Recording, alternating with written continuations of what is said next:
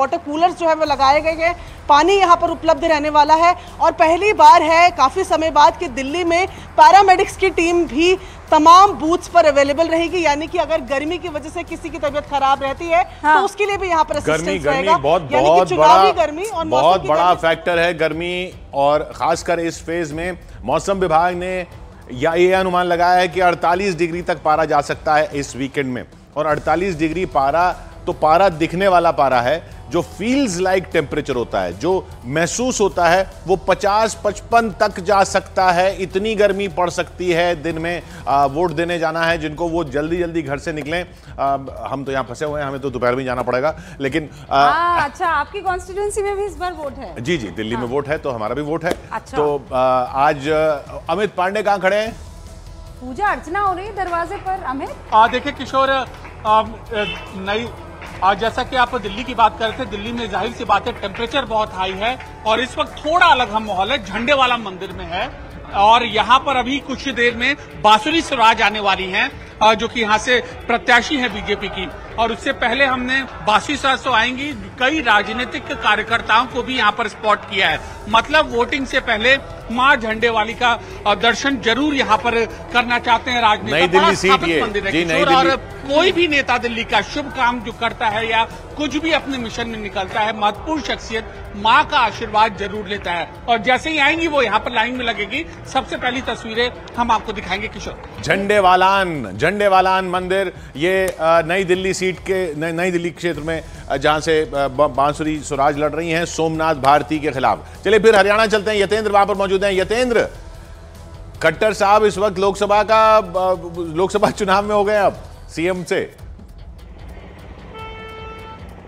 देखिए, बिल्कुल करीब 9.5 साल मुख्यमंत्री खट्टर रहे और अब 9.5 साल के बाद अब वो लोकसभा के उम्मीदवार यहां पर बना दिए गए। एक बड़ा फेरबदल हरियाणा में कुछ दिन पहले ही देखने को मिला, जहां सीएम पद या सीएम चेहरे को बीजेपी ने चेंज किया और अब करनाल से खट्टर मुख्यमंत्री पद पर वो 9.5 साल रहे, अब वो लोकसभा के उम्मीदवार बीजेपी की तरफ से। वहीं कांग्रेस ने यहाँ पर एक युवा चेहरे बुद्धि राजा को उतारकर मुकाबले को रोचक बना दिया, क्योंकि जितने बुजुर्ग मनोहर लाल खट्टर है उतने ही युवा कांग्रेस का प्रत्याशी है। तो ऐसे में बड़ी कड़ी फाइट बताई जा रही है। हालांकि अगर करनाल की बात करें 2019 की, तो करीब 70% के करीब वोट बीजेपी प्रत्याशी को मिले थे और देश भर में दूसरी सबसे बड़ी जीत करनाल की मानी जा रही थी। केवल 19% वोट कांग्रेस प्रत्याशी को मिले थे। तो ऐसे में उस अंतर को पाटना कांग्रेस के लिए बड़ा चुनौतीपूर्ण होगा और शायद ये बहुत बड़ी बात आप यतेंद्र कह रहे हैं। और यही जो दिख रहा है ना कि जब विपक्ष की तरफ से कहा जाता है कि नहीं हम बहुत मजबूती से लड़ रहे हैं, लेकिन सीट्स देखिए आप,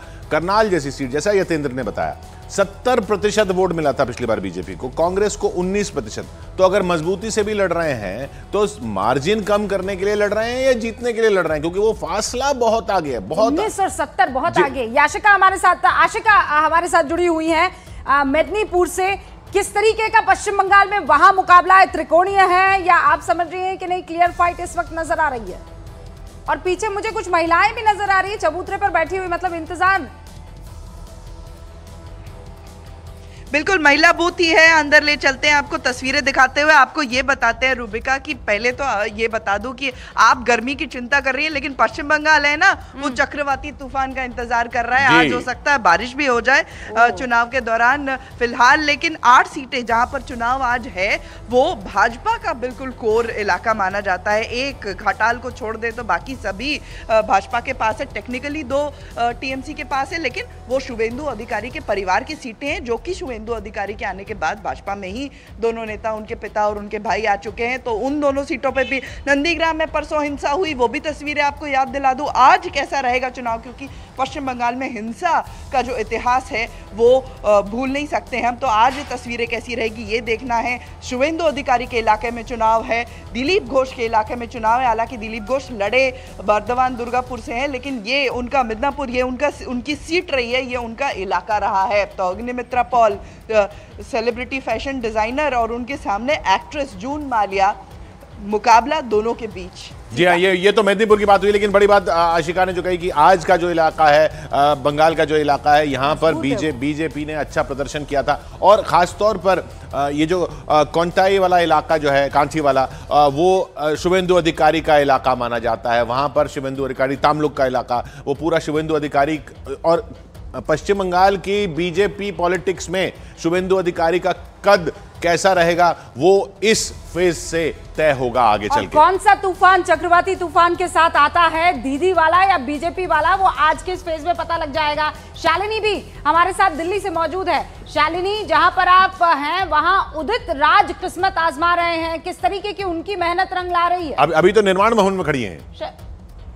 हाँ बिल्कुल, अभी मैं निर्माण भवन पर खड़ी हूँ। उदित राज वाली जो सीट है वहां पर भी हम जाएंगे। निर्माण भवन जो कि नई दिल्ली लोकसभा सीट के अंतर्गत आता है, और यहाँ पर सोनिया गांधी, राहुल गांधी का वोट है। अंदर की तस्वीरें मेरे कैमरा पर्सन चंदन आपको दिखा रहे हैं। फिलहाल अंदर जाना अलाउड नहीं है, लेकिन देखिए वीवीआईपी एरिया है। वोटर भी यहाँ पर आने वाले सारे वीवीआईपी आपको दिखाई देंगे। कूलर की व्यवस्था भी है, पंखे की व्यवस्था भी है। चूंकि हम गर्मी की बात कर ही रहे थे, मटका रखा हुआ है, उससे पानी लेकर पी सकते हैं। जी, मैं रोक रहा हूँ शालिनी आपको। उधर झंडेवालान मंदिर में बांसुरी स्वराज पहुंच रही है, वो तस्वीरें आ रही हैं। झंडेवालान मंदिर के अंदर बांसुरी स्वराज वहां पूजा अर्चना करती हुई, जैसा अमित पांडे ने बताया था। झंडेवालान मंदिर के अंदर की तस्वीरें।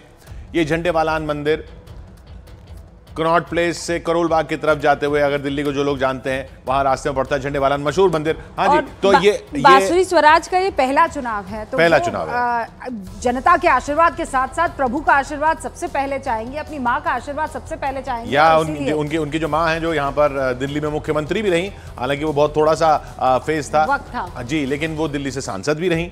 दक्षिण दिल्ली से उन्होंने चुनाव भी जीता, और अब नई दिल्ली से उनकी बेटी बांसुरी स्वराज लड़ रही हैं। निर्माण विदिशा में जब वो 10 साल एमपी थी, तब बांसुरी ने वहां कदम तक नहीं रखा था। जब उनके ऊपर ये आरोप लगता है ना कि भाई ऐसा है कि आपके पास क्या है अलावा नाम के, स्वराज नाम है, इसीलिए आपको टिकट मिल गई है। अब ये सारी बातें तो जनता तय करने वाली है। लेकिन शालिनी, आप अपनी बात पूरी कर लीजिए, क्योंकि अब से कुछ ही देर में 6:10 हो रहे हैं, कुछ ही देर में शुरू हो जाएगा, और मेरे ख्याल से ये दरवाजा खुल जाएगा। और राहुल गांधी, सोनिया गांधी को आज झाड़ू के निशान पे वोट देना है। बहुत इंटरेस्टिंग लगेगा। कांग्रेस मिल पाएगा 7 बजे के पहले। उसकी वजह भी दर्शकों को जान लेनी चाहिए। देखिए, वीआईपी इलाका भी है, वोटर भी वीआईपी है।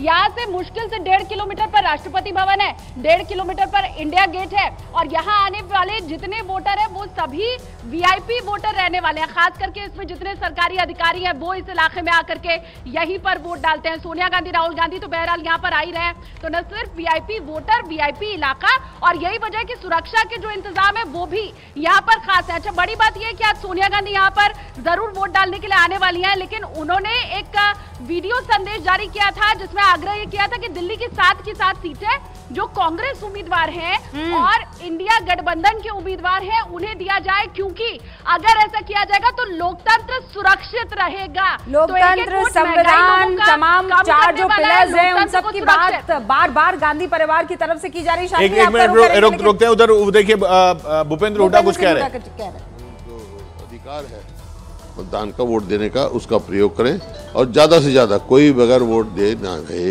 यही मेरा उनसे अपील है। भूपेंद्र हुड्डा की भी साख दांव पर है। भूपेंद्र हुड्डा ने ही पूरा कांग्रेस का, हरियाणा का जो पूरा संभाला, कैंडिडेट तय किए, और